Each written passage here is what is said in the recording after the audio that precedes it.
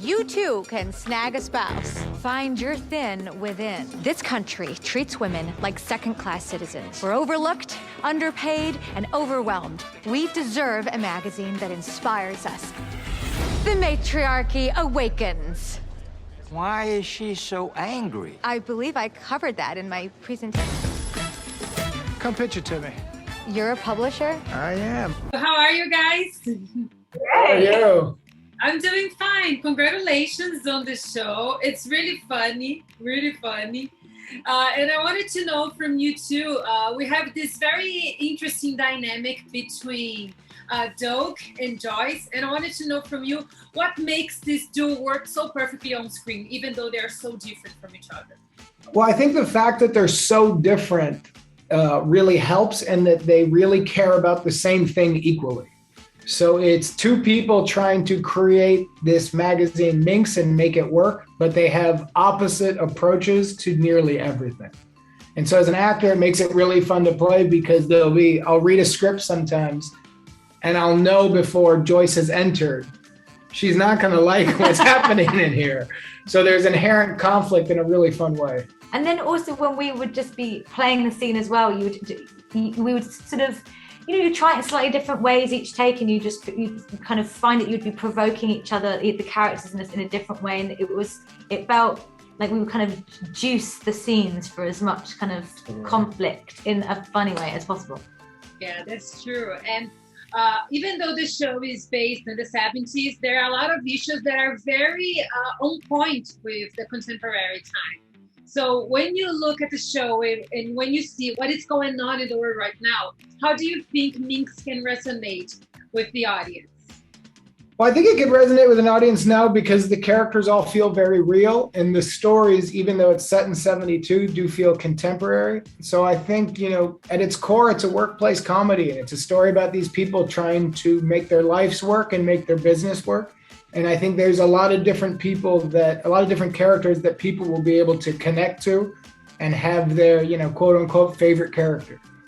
We have a really deep ensemble of talent, that, Lennon Parham, who plays Joyce's sister, is one of the funniest actresses working right now. And so it's a deep group of talented people.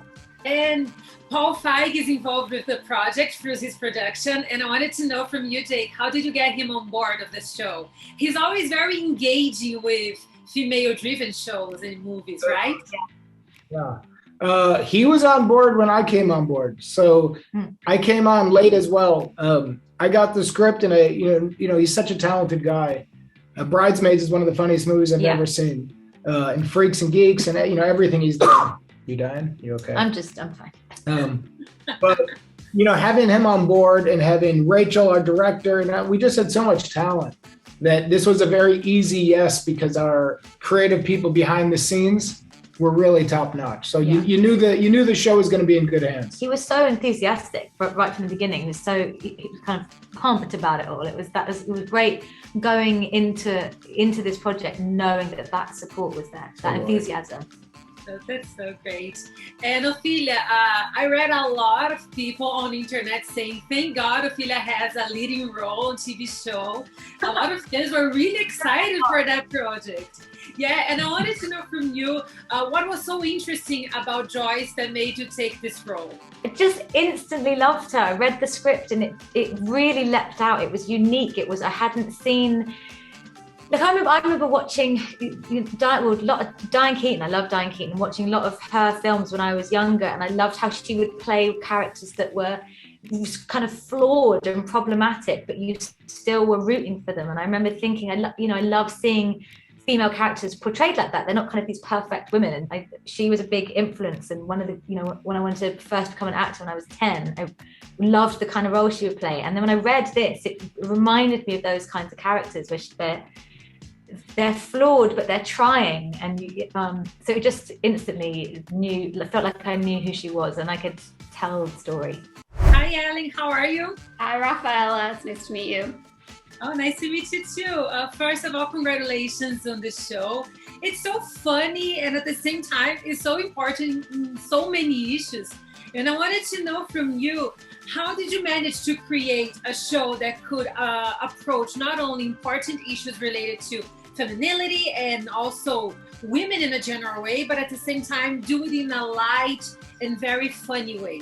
Well, I think actually what we always tried to do is think of Minx the show as Minx the magazine, where we really wanted to hide the medicine. And we wanted it to be so fun and so lighthearted and entertaining in its own right. And then, you know, if there was a message to be had, that people didn't feel like we were hitting them over the head with it, that it was just kind of snuck in there. I have to say that I really like the fact that it's all very natural. It's all very organic in the show. It's not all the time that we see shows that approach important issues in a very natural way. So congratulations for doing that, because it's as you said, it's a hidden medicine.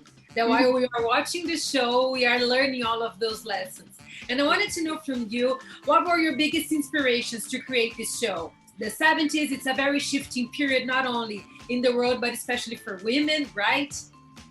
I mean, I was inspired by the actual magazines themselves, which were truly workplaces that were populated by feminists and pornographers. And I think at the end of the day, what was important to me was to make this a show about two real people who come into each other's lives and, you know, change the course of each other's lives. And I thought that was like an interesting thing in this very polarized time to have, you know, a feminist who becomes a little bit of a pornographer and a pornographer who becomes a little bit of a feminist. And I really like the fact that we have all of those supporting roles who at one moment they take the leading role. Yeah. And I wanted to know from you, how did you manage to elaborate the storylines for each and every character?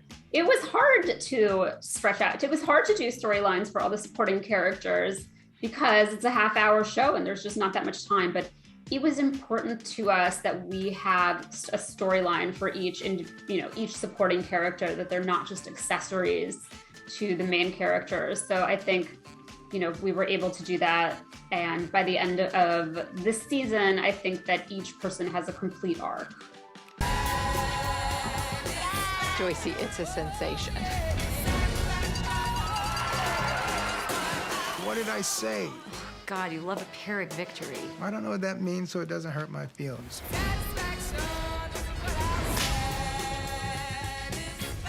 Am I supposed to look away? You'll get used to it.